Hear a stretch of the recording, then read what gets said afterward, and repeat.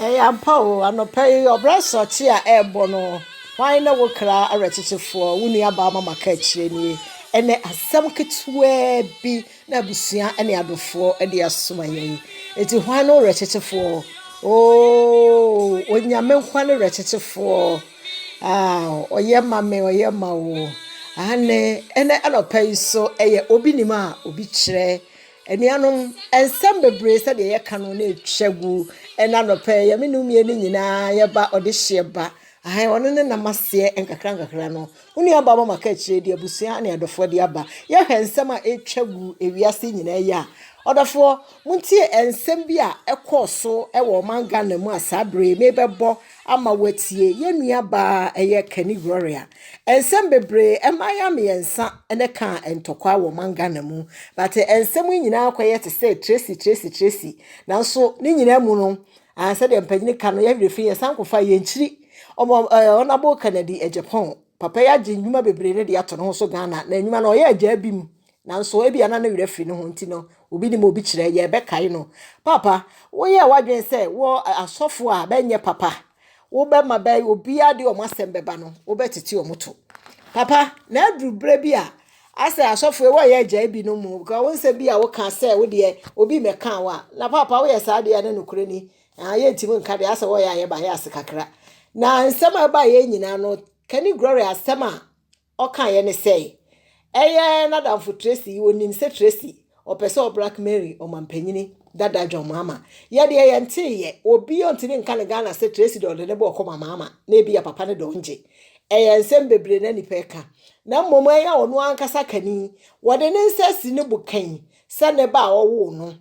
audios bebre the interviews bebre ya hye wa kire ne ba but ne so ase ya begina ho se onim se Tracy beka se one Eagle Prophet na wo ya onu akwa die na enye Eagle Prophet na ho no me pese wono ankasa nanum ase na matwe eti ba manum ase na ba ma obi atie na enye me na me ka ade ashanti we pa cho do fo ba bia wo bia no eye obi ni mo obi kire nyadaje tinamu kutu na tie nsama Kani Gloria okay. I've been friends with Tracy until when I see smoke, not smoke if you Tracy, I know. I know. Any idea be a Tracy ye piano or back online, no dia be sham crofo and crofo creative fake accounts. Ye dia be di ma jam and crofo creative fake accounts. Ye dia be ye me say, usu na creative fake account. Put their battle out. I to my bloggers. Send me the Eagle Prophet now. Point of correction. Empo. Tia word no chino. M-O-O-O-O. M-O-M-M-P-O said Empo. Send me papa no now. Na me fe nyame. Na me nimu nyame. Me pesa o say tia se ne ho abi.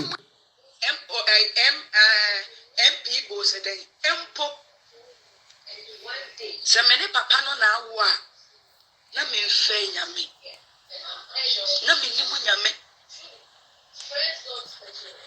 Na nyame sumu ni mu.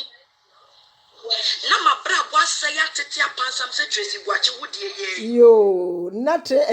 brabo no Kani abrabo tete apansam se Tracy die ye bia. Na Eagle Prophet die na brabo no tete pansam se Tracy die. Eti hono na me bisa. Sa wana bo baabi a wo bia se sa prophet yi no akola no so ye wo ma bi no so to omo hosi wo se akola no e wo se ye koye DNA e ma bi no ma dia to omo so mbetu yeska man ya koye DNA ye mfa akola no komante na no koye DNA se nya Eagle Prophet nso ba na wu ni mu nyame ya na Eagle Prophet de no your prophet no your sofo dada e ho no na amanfo ntiase bisa sa da nti na o mampanyin dada dwa mama nko ana akola no de wo no de akora ye mfa ye hu papa no we de Kani Gloria achama ye hu ne ba ne papa no nti mum yankwa hwe sa papa we Eagle Prophet ba bi o bia no ona bo Canada Japan wona ayi e de say Captain Smart ba bi a wugina no se de me di kankan ye no efie na wugina na ona bo papa kwa akutin no a wo ye na adwuma me na tua wo ka no ya wo wugina ho wo be ka obi asem waku brane mu ato atwene wo gi obi yira ma nipa kro wu ye no wo ne wuku no na wo beka obi ase wane na ohu obi adwon so wo beka obi a wadwon so ho asem enti no ba bia mo wo bia no mo asese mo hwehwe papa no no se munya hu Tracy ba se Kani Gloria de abetum se wono akwa edie ne ba no nya Eagle Prophet ba enti mo nko hwehwe ma ye hu se eye no kre se enya Eagle Prophet ba mo nua ba mama ka akiri ense we na abusua ne adofo bi atena se a omo nte ase se ensema ekoba nyina la Tracy de odi nsamfu o manga na mu wankasa yie obi e support me support no me ba no me support no nanso de ekono mo nkɔ na mo nkɔ hwehwɛ se Eagle Prophet a oye sofo no tambe no ne sa Kani Gloria ne twempena na tambe no mo wo ye de abusua de ba ye nie enya ba bia mo nua ba mama ka akire nie yeda mo se won saka audio ya sande fa ma wo nua sende baby a wo bia no sende fa koma Honorable Kennedy Japan no wa wo benya say angel for so sende say ana fama